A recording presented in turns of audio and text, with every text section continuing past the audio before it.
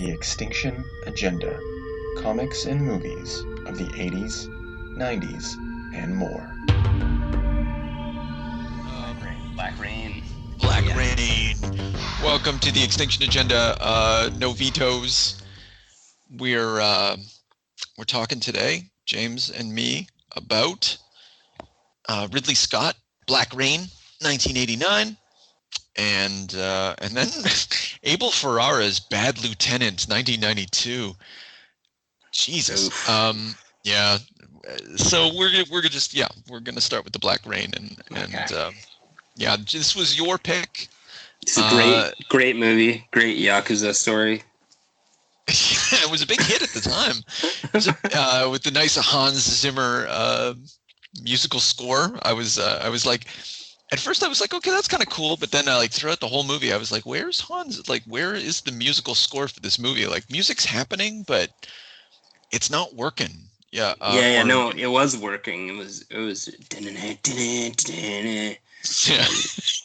That's it. But it made a lot of. Yeah, it's synthesizers, man. I think it was the synthesizers and the cocaine. Maybe Hans might have had a bad couple of years there around this time. This was the beginning, I think, of his relationship with Ridley Scott. He did a bunch of stuff with Scott. Maybe the coke was good. Stuck around. It was flowing. They made a lot of money off this.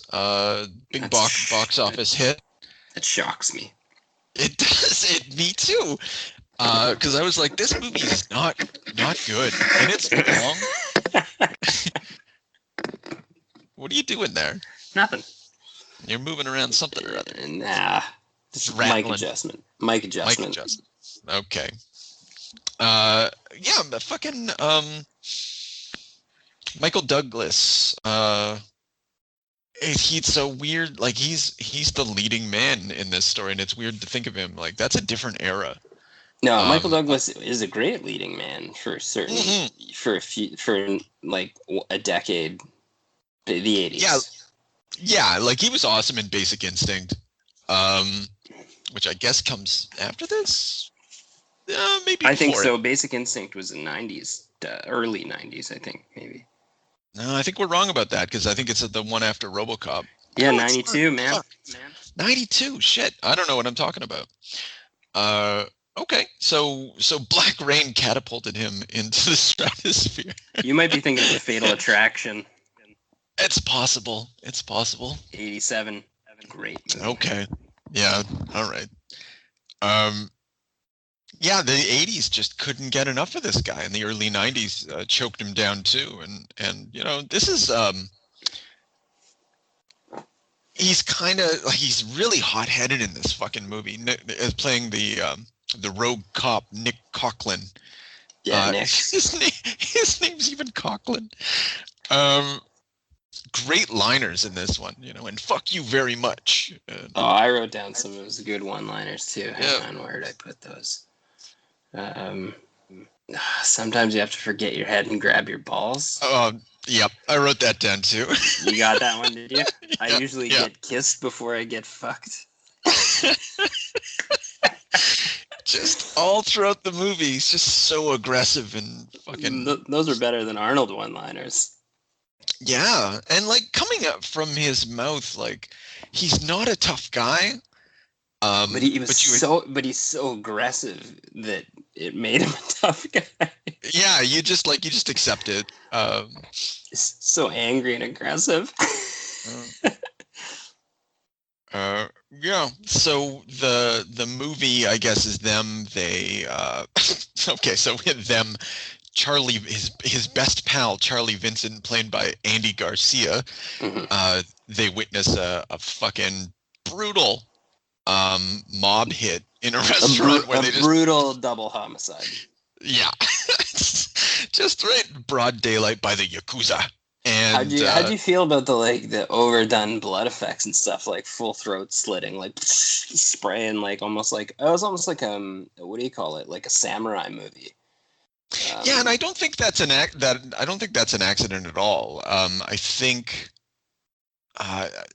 I guess Ridley's watching a lot of those Japanese films, and he likes what he sees. Lone Wolf and Cub and shit like that. Like this just the gore of it and the visceralness of it. He's definitely got a hard on for some of that material.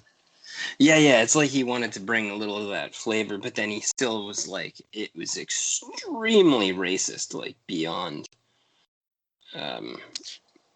It was definitely like, I don't know. Okay, so I normally I'm the first one. This is racist, and it's really inappropriate.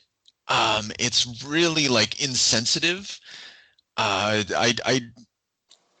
he doesn't. I don't know. Correct me if I'm wrong, but like he's not calling people names. I know that's not like the bar that one has to cross to be racist, but just trying to get a handle on precisely what the problem is. So they have to go to Japan. It was a bit. I'm being a bit generalized. I mean, like there was definitely like more of sort of what do you call that? When the race keeps to themselves in a country. Oh, clannishness? Yeah, kind of. But there was definitely more of that back in the 80s, where like it was just. It was more accepted to be like really separated, like those weird people, that's fair. It was sort of lighthearted, I guess, in that way. But and then he did give the Hiroshima speech, which I feel like sort of redeemed the the Japanese boss and culture kind of at the end. Yeah, but up until then, he's really, and then maybe this is it. He like. And maybe he is even up until the end. Maybe he's trying to reconcile or something like that. But I guess scholars would refer to this as Orientalism. They're going to the mysterious Orient where nothing makes sense. And it's colored all red. Like, I mean, that like they're descending into hell. And every time they go see the bosses, it's in these fiery factories and stuff like that. Actually, I thought the sets were very diverse. We explored many Japanese landscapes. That's true. Okay, all right. I'll add to that and say, like murky, kind of like seedy underbelly spots. You're right. You got me there.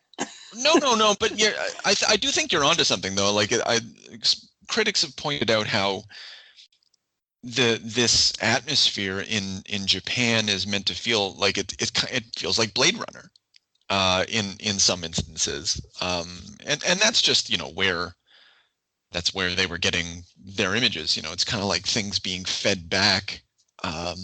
He's just returning to his sources, I guess. Where he got the imagery of his earlier films. I don't know if I'm on off base on that, but that seems to be partly what's going on here. Just like a full-throated, I love Japanese shit. We're gonna do a Japanese movie, and we're just gonna have Michael Douglas be a fucking asshole through the whole experience, and then eventually, I think reconciliation. I think that was the part where like I feel like maybe my racist comment came into play, was that like, despite the fact that we saw like a lot of culture, a lot of gangs, a lot of scenescapes, a lot of food, a lot of everything, we did still have a brazen American cop going to Japan, treat all the people like little goofballs, sort of make fun of them for the way they ate noodles and stuff, and just like sort of bulldoze his way through their entire police department and country. And no one can stop him. He's just completely unstoppable because they're too little and weird. Yeah, and stop them. That's the and that's what, man. That's pretty racist. So you know what? I'm just gonna finally, now that we've unpacked the whole thing. I'm glad we got to the bottom of it. This movie's fucked up. Okay, so in the version that I had. Also, you the didn't iTunes have some kind of extended version. No. Hopefully, there's no extended version. They're like, this movie's over 2 hours long. Fucking Ridley. There was no subtitles on any of the individual the Japanese. There was at the end. Okay, maybe I didn't even pay attention to that. I didn't notice it until like I realized, oh my god, I know what these guys are saying, because when they did meetings with the Japanese You're mob bosses where you're he was right. looking, You're right. yeah, where he was looking Yeah. for his piece of turf or whatever within the Yakuza. Yeah.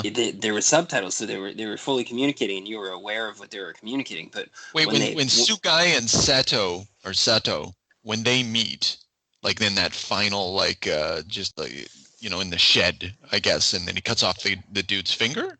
yeah, Wow, right. I didn't even think about it. Like, but that's such a weird. Yeah. at the beginning they did. You're right. We were in America. They had no Hmm. subtitles. Nobody knew what these guys were saying to each Hmm. other, and you were just kind of left to be blind. You were like the cops. It felt like you were Yeah, like but America. it still happens. Sorry, it still happens later in the movie too.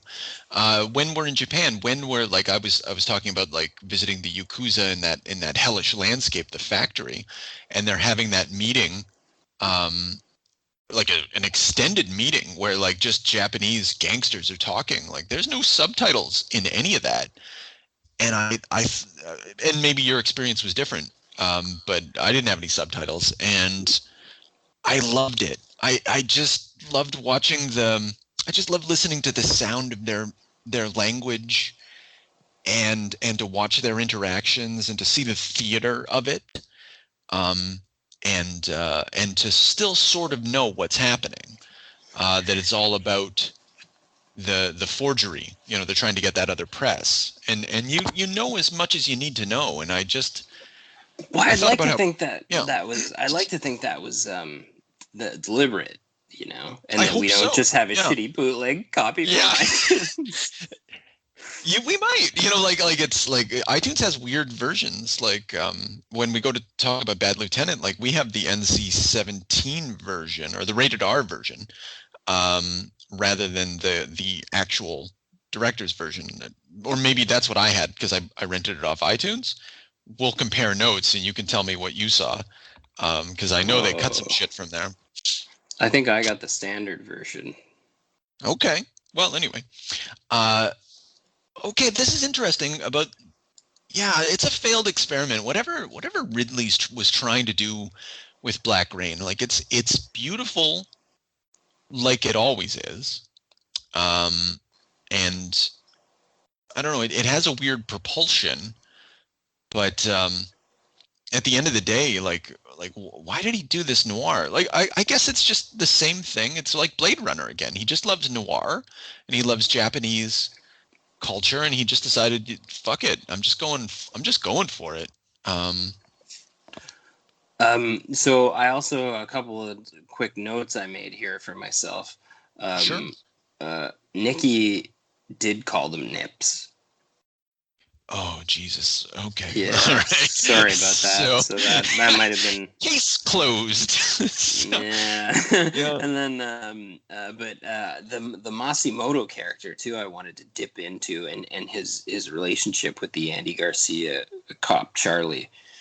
Yeah, and Sugai's final speech about Black Rain, I do think there's shit, like, yeah, this movie's embraces and represents racism and probably balances, like on the balance is racist. Just like that, you fucked it up, Ridley. You should, he did. But I Probably think, not for the 80s though. yeah, well, that's it, right? This was probably in touch for the 80s and light. Yeah, maybe. I don't know.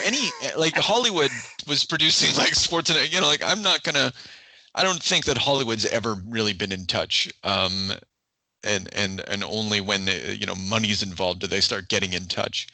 The shit. Well, but still though, there's still something that is trying to be said in this about Orientalism and about the relationship between America and like the West and the East. It really operates under the assumption that the East is a thing and the West is a thing, and that those two things exist in a relationship. And you see that in Matsumoto's interactions with these cops. What were you going to say? Yeah, I just I think that was the maybe the sort of undertone goal of the movie, was to show the cops from different completely like basically alien worlds kind of working together and sort of having the same ideals in the end. I don't know. I think so. Like they're both dealing with bureaucracies. They're trying to fuck me over. In the case of Nick's character, like rightly so, because it opens up internal affairs has been investigating him because there was, he did something dirty to pay some bills for his kids. He liberated funds. He liberated some funds to pay for his kids' private school. And Matsumoto speaks to him about dishonor. As if, but that's the thing, as if corruption doesn't exist in Japan. Like, who's this movie for? It's just a movie to sell to people in the West. It just sells this idea that, there's this eternal East and that cops over there, believe in honor far more than our cops. Yeah, I don't know if that. Yeah, that sort of felt that way a little bit, but I sort of was kind of half expecting a swerve with the police chief to be in bed with the Yakuza, but that never happened. I did get the impression, though, that they were serving larger. They might as well have been. Everybody's when they meet again, getting back to this being a noir. Michael Douglas meets. I'm not going to call her beautiful, but she's a rough beauty, let's say. Cleans up nice and runs to the bar, but she's what's her name? Joyce, the hostess, and she knows, she's talking to him. I've been here for so long, and there's a war going on, and Michael Douglas, who knows? And she's like 37 million or whatever the population of Japan was at the time, and she just says everybody knows, but it's kind of an open secret that there's corruption in Japan, so it's still trying to do that, like trying to poke holes in that Orientalist myth, but yeah. Her name's Kate Capshaw. She was in Indiana Jones and the Temple of Doom. Holy shit. Weird. I've never seen that movie. Isn't that funny? That is really weird. I've seen little bits of that. It's a fabulous movie. It probably contributes to, like, I don't know, we're going to get off topic here. I mean, I love Indiana Jones and the Last Crusade. I don't have really any affection for those first two movies, but maybe it's just because I've never sat with them. Oh, yeah. I don't know. I think this could be that's not a bad franchise to dip back into for some laughs and thrill rides, Well, maybe if that's your choice one day, I'll take a view, but the Temple of Doom should come down on you hard, bro. Like unveiling monkey brains for me to eat. That's the only thing I know about that movie. Yeah, or the pulsing heart removal. Yeah, if we want to get over to like another racist movie, let's just go over to another Orientalist fantasy of Hollywood fame from that'll be great. So the first one was good too, with the Arab people. Yeah, I've known nothing about that movie. I just remember the end, with people disintegrating because the Ark of the Covenant got unveiled or some shit like that. Yeah, it's weird how I've been able to just completely avoid these movies. I know they were on play in my home as a youth, but wasn't interested. Yeah. Also, I mean, like, really, they're on point for sort of a classic action franchise. I mean, they influence a lot of other things, so it's kind of a maybe a must see that I ain't seen. A weird one. I don't know. I'd hate to just go and throw a must see out there, on a Spielbergo, but yeah, you gotta see it, man. Ever heard of Steven Spielberg? Yeah, I know. It's true. Yeah. It's like me telling you need to see a Michael Bay Transformers movie. It's a hard sell. It's not exactly a must see. Was it an action thrill? I've already ride? seen it. Okay, so the only other thing about this movie, since we've obviously moved on, is that, and this is a stupid fucking cap off. I'm gonna say it anyway because I started talking. They were pissed off. They started filming in Osaka because Tokyo was too expensive, and apparently Osaka, Japan, let them in, but they too were too expensive, and there was a bunch of red tape and bullshit. And apparently Ridley at the end of this movie, I'm never filming in this fucking town again. They had to film the rest of it in California. The final scene with the fingers getting cut off and shit like that, that's in California. How the hell did they do that? Just used some old stock footage of an old temple at the beginning and then just like got themselves a nice open field for dirt biking and whatever. Yeah, it's like a vine. It's a vineyard. So he just chose a vineyard and they made it look kind of Japanesey. And what the fuck do we know about what Japan looks like? I didn't. I was sold. I was like, Japan. I guess this is because the rest of the movie is so faithful to the Japanese landscape, or the cityscape. You know, it feels, they're on location, and so for him to make the switch, I didn't know any different. And, he's a master worker. Yeah. Yeah. We didn't talk about the Masimoto. You didn't like the Andy Garcia character at all. Oh yeah, well, I don't like Andy Garcia as a person. I don't know anything about him. I just like Andy Garcia gets on the screen, and I'm just like, fuck this movie.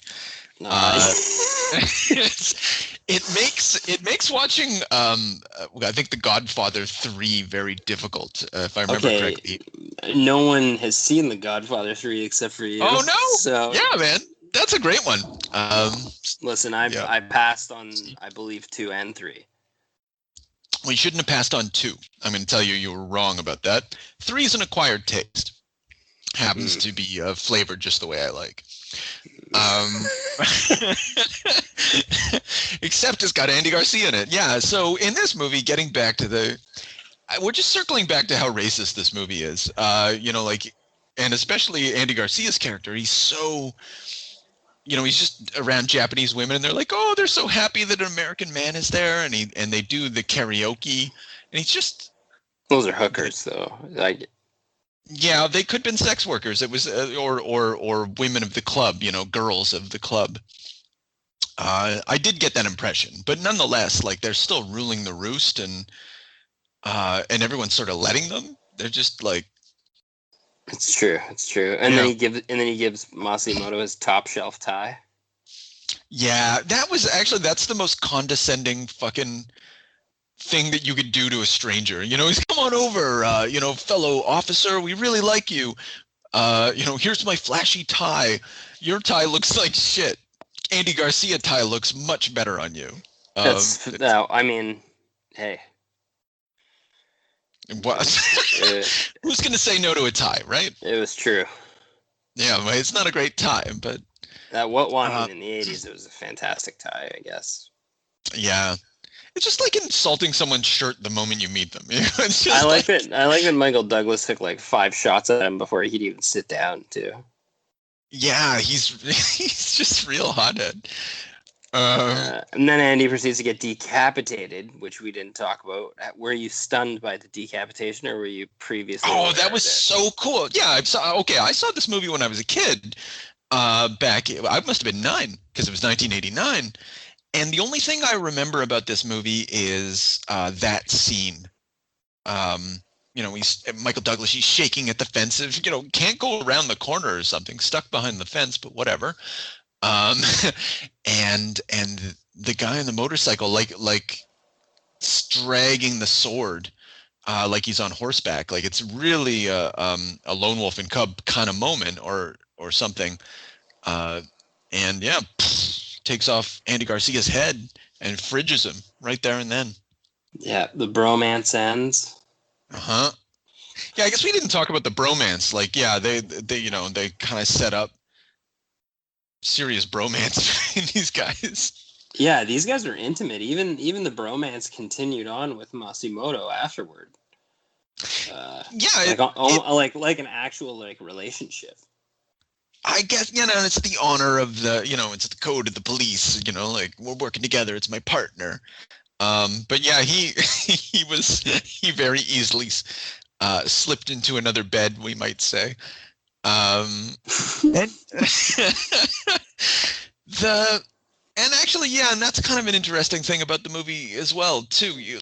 Wouldn't it be that he starts off in that paired relationship, and when it's severed, he's obviously sexually attracted to the woman, but she only exists to indicate that Michael is not gay. But the rest of the movie, I'm not going to say that there's any flirtation or queer subtext, but he's like they're really just trying to indicate that he's a man. But the majority of his relationship with other humans is very male, and it is a masculine subculture, and what happens is that he enters into the Japanese masculine subculture, even as an outsider. So right, and then inserts himself as an alpha. He even has sort of a weird back and forth with Sato. Yes, yeah, he doesn't give a fuck about anyone. Like, he should have been frightened. No, he's a monster. He didn't care. He okay. Well, first of all, he had a death wish. He didn't care. He didn't care at all if he lived or died. That was. I think that was maybe that could have been maybe the most shocking thing for anybody that encountered him.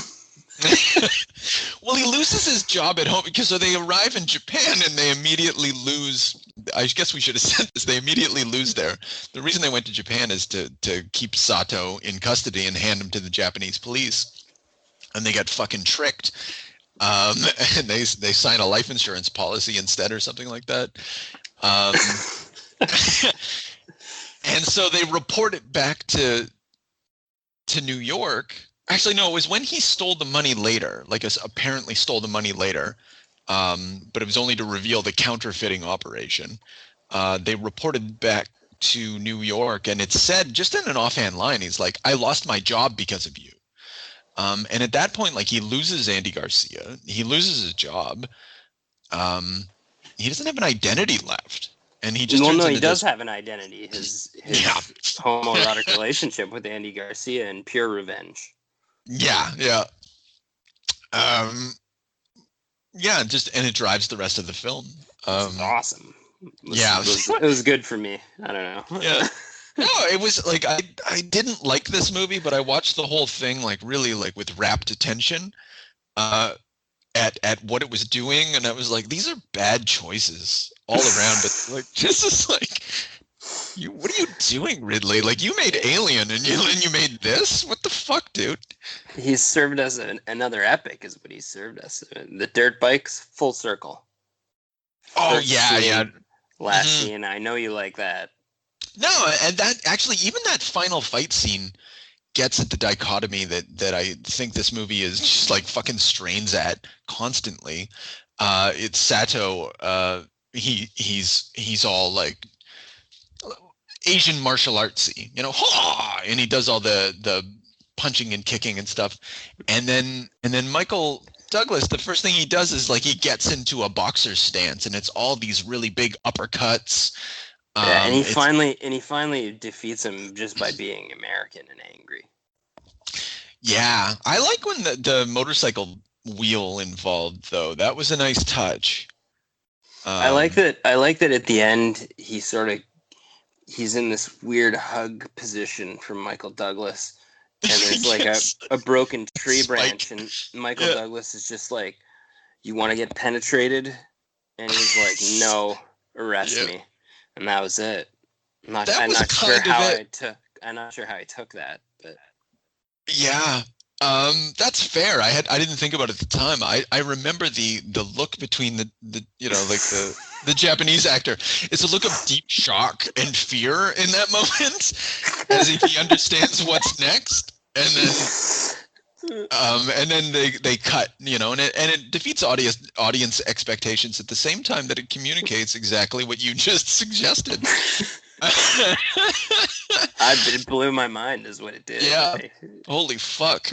A straight murder wouldn't have given me the same effect, I don't think. Yeah, and he gets to claim his honor. That's stupid. Because he's still a clean cop, right? He brought him in. He brought him in. Right, yeah. Yeah, that's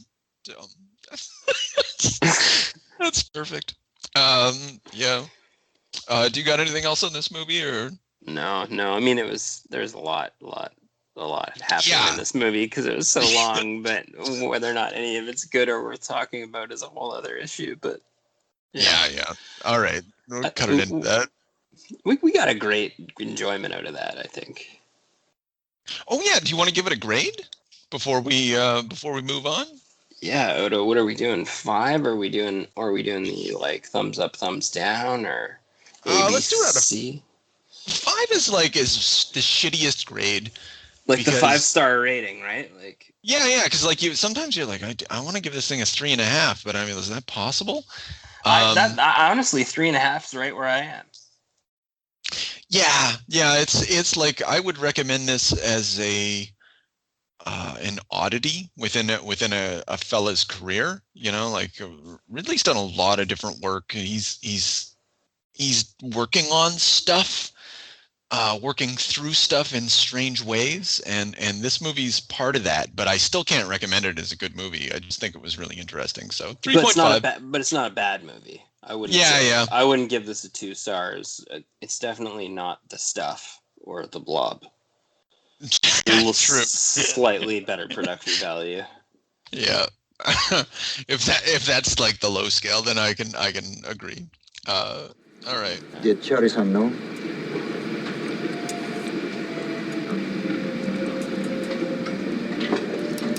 He was a policeman, Nick. If you steal, you disgrace him. Okay, so Bad Lieutenant, man. The Bad Lieutenant. Now, this was my pick, and I'd never seen this. Oh, it's a bold move. I avoided it because I sensed that there was... Well, I just heard a lot of things about it over the years, and I just was like, this is such an uncomfortable subject matter. I don't have any interest in watching that at the moment, and I just never got back around to it. Yeah, and now having done so, like I spent an hour and a half in like utter anxiety and concern and shock. But I couldn't really turn away. I was like, this is amazing. No, this is like something. The only thing that I can say reminded me of the anxiety that I got from watching this movie is maybe Requiem for a Dream. Yeah, and even then, like I bet if we went back to that, I don't think it would bother us as much, but this was so fucking visceral. Harvey Keitel's terrifying for one. He's a huge man in this movie. I was not expecting that. He's jacked. Yeah. I was like, oh my god, because he has such a sort of a frumpy, unassuming posture, but just he's a monster. Yeah, and even from the right from the beginning, and I mean that seriously. Like it's a black screen, and they're showing the credits, and then this radio host starts speaking. It's like, hey folks, I know that the Mets are down 3-0. The fucking Mets. Yeah, in the best of 7. That's like the first lines of the movie, and that's the central metaphor for the movie. And you spend the rest of the movie like riveted on how the Mets are going to do. And I was like, I never in my entire life thought that was ever going to happen to me regarding like a specific season of baseball. Right. So I actually read that it was a fictitious season. Oh, that's awesome. They made it up to drive their narrative. Okay. Yeah. Well, why not? Right? And they use like stock footage of Darryl Strawberry, not stock footage, but footage of Darryl Strawberry playing against the Mets or whatever. But okay. And then they just sort of spliced it in. Okay. And that doesn't. So I have to. What are my feelings on that? That doesn't take away from any of it. But I don't think more if it was an actual series. But either way, I spent the whole that refrain in the background, that constant argument with this guy constantly yelling about how like the Mets are going to do it, the Mets are going to do it, and everyone else is like, no, man, this is it. Like the Mets are done, and this movie is all about the same thing. Like Harvey Keitel's character is like, I'm in it. But this guy's done. Like he's dead the moment this movie starts, but you don't know it, but you feel it, and then it dawns on you like this is a suicide movie. Yeah, it's and a true. redemption movie. Yeah. You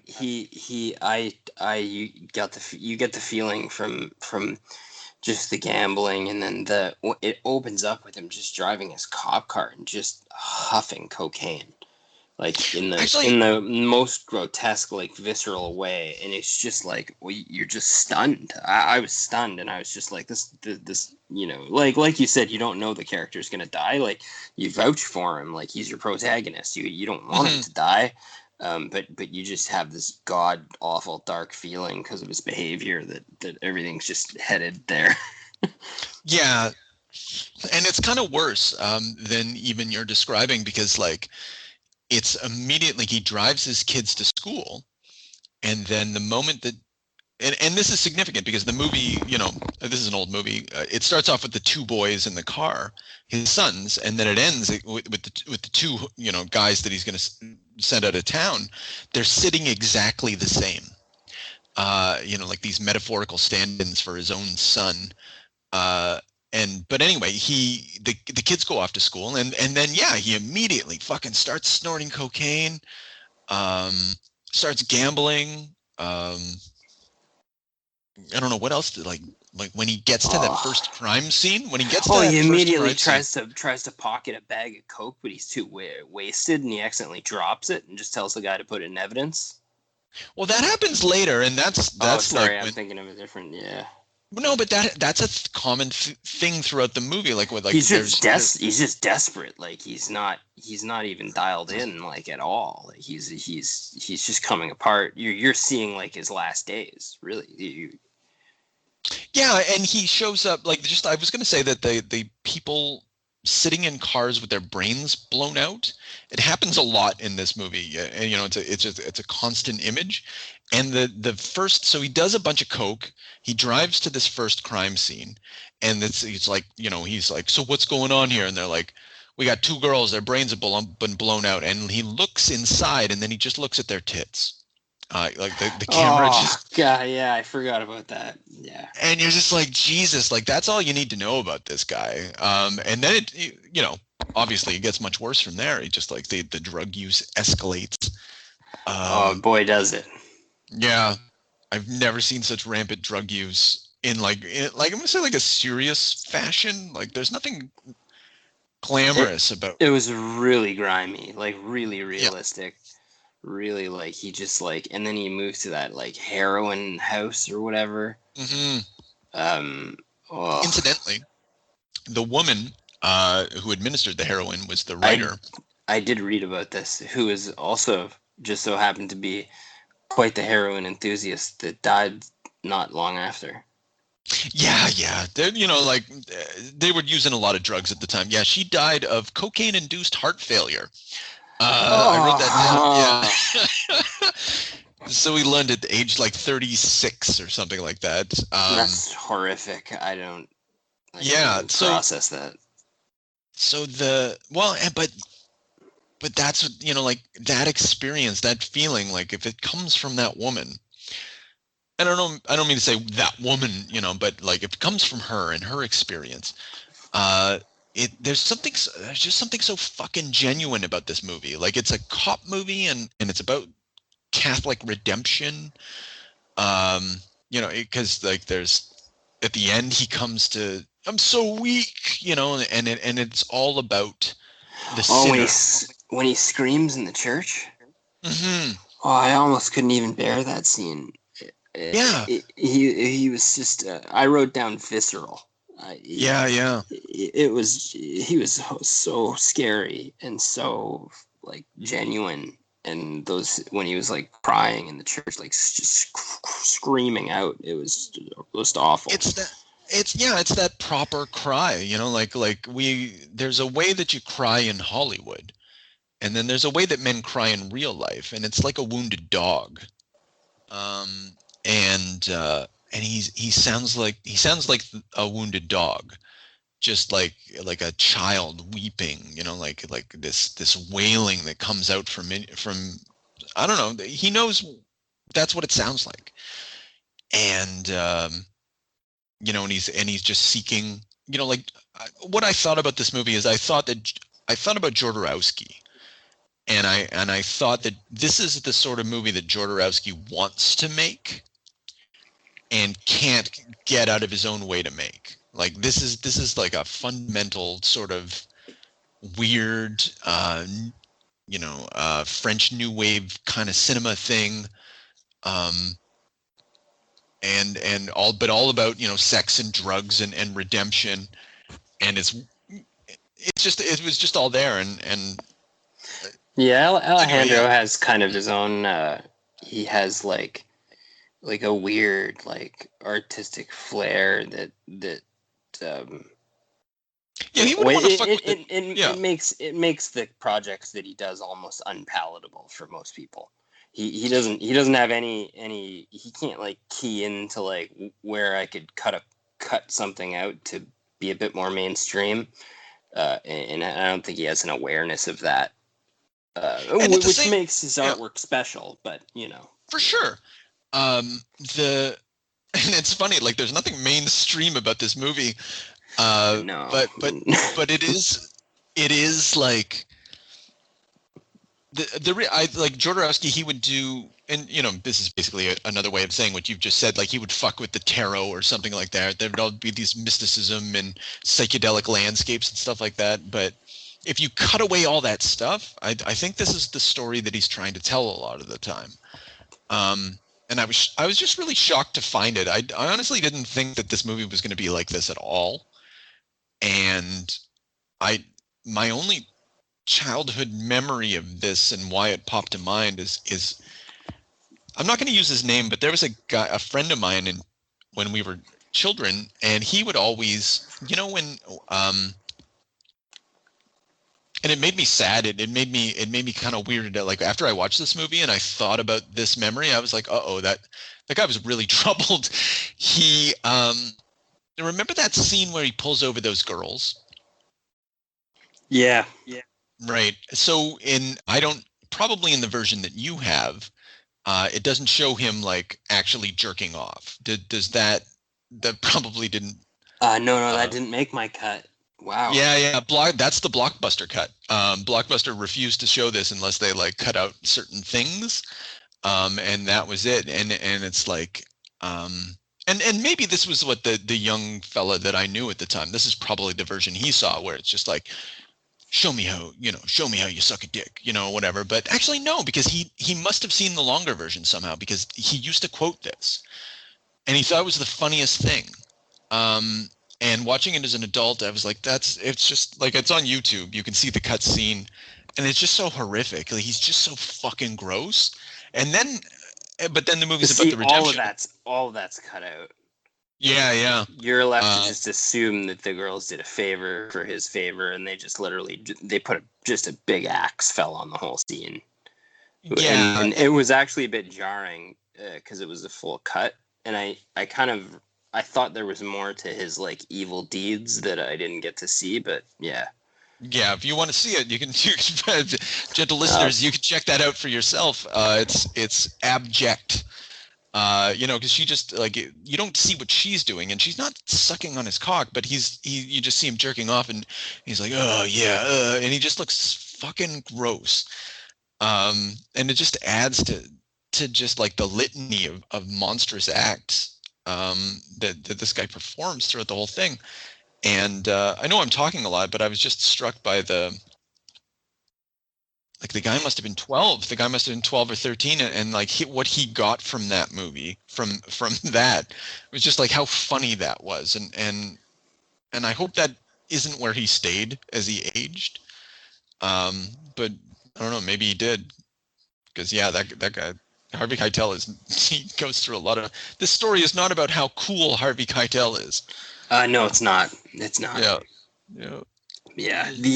I also don't know. The nun was raped, and that seemed very muted, and it played in parallel with the rest of some other scenes. Yeah. And I don't know if that was maybe cut a little bit as well on the rated R version. I'm not sure. I mean, I hope not. I mean, they showed everything that you and talked about everything. I think that version, if there is extended scenes, I don't need to see that. I think that this works really well as it is. Like, I don't. No, I didn't. The version that was cut up gave me everything I needed to know. I mean, like, Yeah. I didn't think that I lost any anxiety or agitation by not seeing extra horrific, grotesque things. Like, well, it's mostly I did get enough of the discomfort and aftermath of the rape at the hospital and stuff like that to you know, not be you know, I got the idea. Let's say. Yeah. And so the central sort of moral thing that, like, the thing that, it's not the thing that Harvey Keitel causes his spiral, but it's the thing that causes him to think about redemption and to think about forgiveness. Is like, so the young woman is brutally raped, and she confesses that she forgives them, and that she ought to have she doesn't think that it's her fault, but I don't know, she just, it's so fucking weird. Like, she kind of says it's her fault, but not in the I asked for it, but it's just like, I didn't do enough to heal these boys as they were raping me. And it sends Harvey Keitel into a fucking tailspin. Like, don't you understand the way of the world? I could kill these boys for you. Tell me who they are. And she's like, no. This is his broken down moment. Like, he's finally completely broken down, and he's just grasping for anything to kind of redeem himself and his actions. Yeah. And she just tells him that he has to turn to Jesus and examine his faith, you know. Yeah. And and her faith is so strong that it trumps the most horrific act that, you know.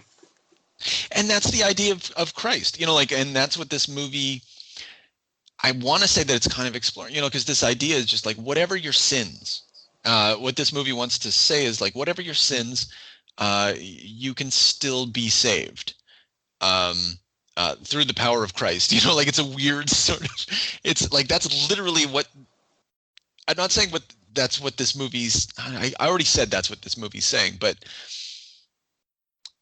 it's, I don't know, it's something like that idea, like this Catholic redemption is hanging in the background. Like, but I don't think Harvey Keitel is saved. I think he performs a charitable act at the end of forgiveness on behalf of the nun, and then gets his brains blown out. And that's there was no, for me, there was no redemption for him. He was a drug addict in the most horrific way. He was unfaithful to his wife. He was gambling in a way that he could have sacrificed his family to bookies. He was guilty of child negligence. He was a monster. He was the worst human being ever. Yeah. And his like desperation to try to like redeem himself at the bitter end was like a half effort, and I feel like he knew it with all his anguish and those screams and stuff, you know. But like, he didn't make the cut, you know. He was afraid to die. That's all I can really say. Like you know, like, let's put aside the metaphysics. Like, it's just a guy who realizes like it's over, and he's lamenting. The death has finally arrived for him. He thought he was invincible. He thought nothing could touch him, and now death is here to touch him. And, you know, he's seeking, he is seeking redemption, but those tears are, you know, he doesn't come away like, you know, those people, those fucking stupid people who, I've been reborn and I can't wait to die because, like, I've found Jesus and I'm so happy, and if I'm killed, Jesus is going to just be there and it's going to be so wonderful. Like that, he's not born again in any of this. He's still broken. And I guess that's maybe what you were saying. I guess I'm coming around. Yeah. I just feel I'm coming around to where you were. Yeah, he just never was redeemed. Like, and I think that was the howling that he was in pain because he just knew it. Like that he wasn't nothing he did made him come back from it, you know? Yeah. And then he gets killed in front of Trump Plaza, which is perfect. Oh, I did notice that actually. Yeah, just like right in front. Hey, cop! And then Bang, and then the crowd gathers really slowly as you awkwardly try to decide what to do with this movie in your head. Yeah, yeah, exactly. And you're just like, and then Trump Plaza's still there the whole time, and you're like, this is like, they couldn't have known. You know, they just couldn't have fucking known. But like, even back in '92, people of New York knew about racist grandpa. You know, he was still a bane on their fucking existence even back then. And I just can't help but think like a movie about gambling and awfulness. It doesn't. Trump's been a rapist since he was a kid. Well, that's possible. Expensive lawyers don't make that any less grimy or realistic, you know. That's fair. Yeah, racist grandpa. Like I'm willing to accept that racist grandpa at some point was rapist grandpa. I just don't know when that started.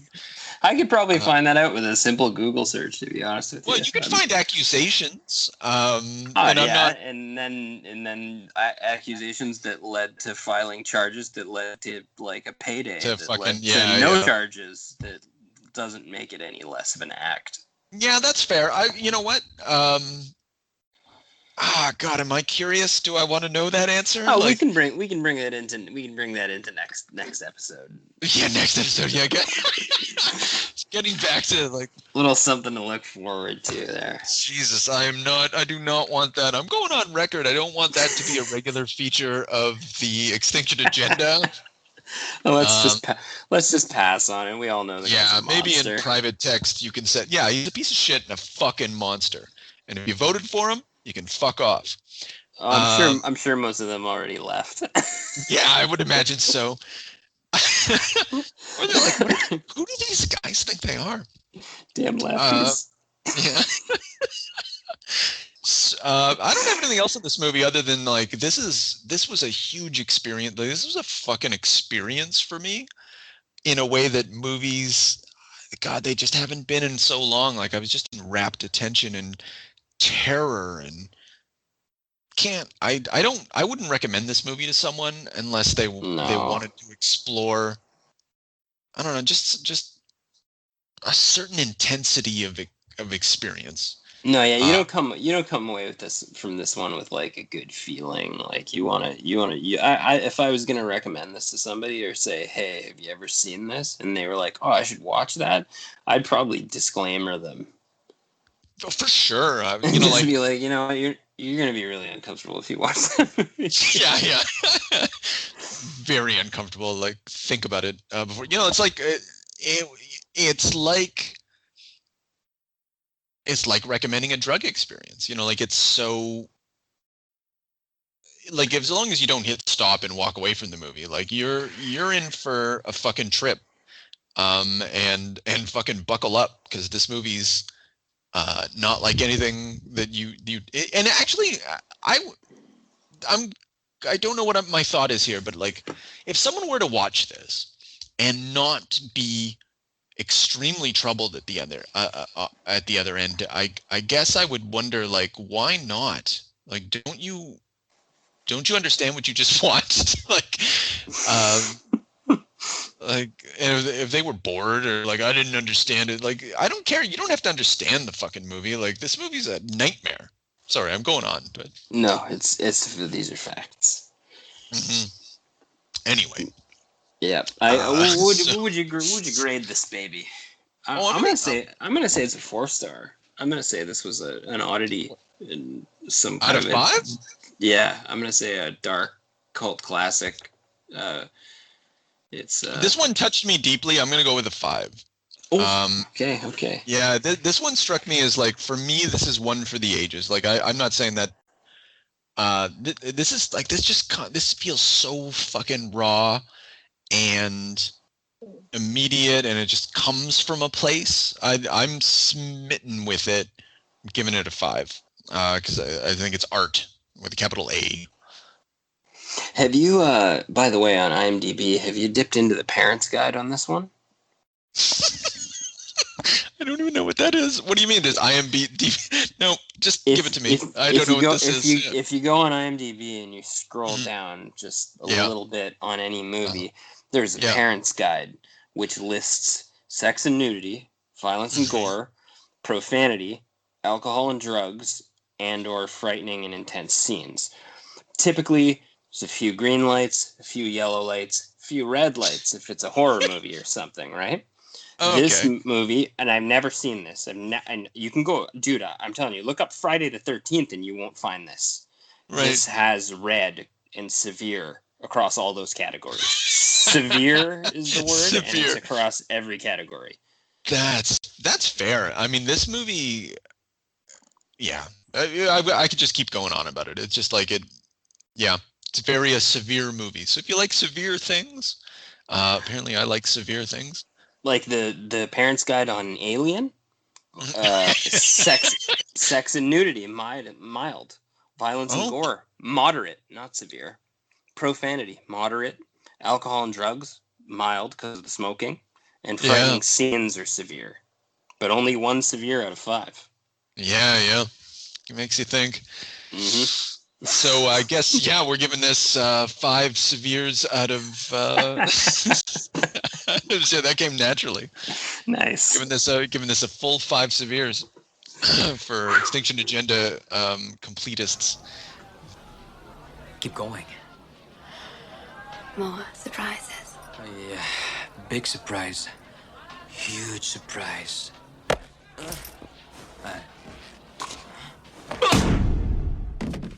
So next time, for the month of October, do we want to tell people what we're gonna do? Unleash the no vetoes for October. Yeah, we don't have to. I can cut this bit out, but no, let's do it. I'm ready. All right. So, that's up to you. Halloween. Oh, yeah, I have chosen the Halloween remake, Rob Zombie's Halloween. So, and accept it. I'm super curious. I've just watched Halloween, like the first Halloween, for the first time. You did? Did you enjoy that with the Sigourney Weaver and? No, it's not with Sigourney Weaver. It's with my bad, Jamie Lee Curtis. Yeah. I was kind of bored, like as you would expect. I like John Carpenter a lot, but this movie's permeated culture. I was just like, I've kind of seen all this, but what really got me is at the end, when Michael escapes, and then suddenly there's just this breathing. But it's everywhere, and it just like, and in that moment I understood the cultural position of this franchise, because it's just like, it's your typical sort of giallo kind of storyline, like the Italian horror movie storyline. But at the end, he just makes it the dread so pervasive that I can just see how it spawned sequels and kind of captured the zeitgeist. So I didn't like the movie, but I got it. Like, I understood where this was coming from. All right. Well, I'm excited for what you're gonna think of Rob. The critics like Rob Zombie's movie less than John Carpenter's movie. I will warn you about that. I feel like that's fair to be expected, but I'd like to see what you think about what he did with it. Yeah, I'm super curious. Rob's got an interesting imagination. He's got a real macabre eye. So I'm curious. Yeah, I'm super curious. So, and then on my part, I picked Cat People from 1982 because I watched the original from 46, 56 or something like that. Universal Studios Cat People, and it was really cool. And so in the case of remakes, since we were picking remakes, right, of classics, I thought that Cat People, 1982. Let's see what a remake versus remake. Right, and you're a big Malcolm McDowell fan. Well, that's not how. I just thought it was an interesting parallel. I thought it was interesting. Like, after I made the selection, I was like, oh, wait a a minute. So there's 2 levels of similarity on this one. So 2 degrees of Malcolm McDowell. yeah, it's gonna be great. So if you like that, then tune in next time to No Veto edition. I guess until then. Now, all we need is a little energon and a lot of luck.